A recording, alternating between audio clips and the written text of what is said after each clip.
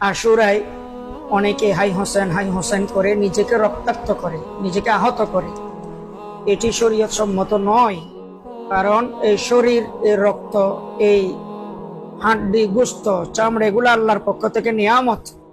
শরীয়তে আত্মহত্যা করা যেরকম কবিরা গুনাহ, মহাপাপ, অনুরূপ ভাবে নিজেকে ইচ্ছাকৃত এই রক্তাক্ত করা, আহত করা, নির্মম ভাবে আহত করা, এটিও গর্হিত কাজ, এটিও হারাম, এটি কবিরা গুনাহ।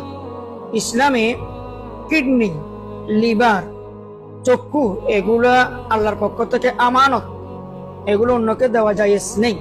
বিক্রি করা তো হারামই, এবং অন্যকে দিয়ে দেওয়া, দান করাও জায়েজ নেই। তবে ব্লাড, রক্ত, এটি দেওয়া জায়েজ, যেহেতু রক্ত জোয়ার ভাটা আছেই, রক্ত দেওয়া জায়েজ। এবং কি রক্ত কাউকে দিলে বা নিলে রোজা পর্যন্ত ভাঙে না। তো রক্ত দেওয়া জায়েজ, যেহেতু রক্ত বাড়ে শরীরে। তবে রক্তের বিনিময় নেওয়া, রক্ত দিয়ে টাকা নেওয়া, রক্ত বিক্রি করাও হারাম। এমনি ফ্রি ভাবে সওয়াবের নিয়তে রক্ত দেওয়া যায়।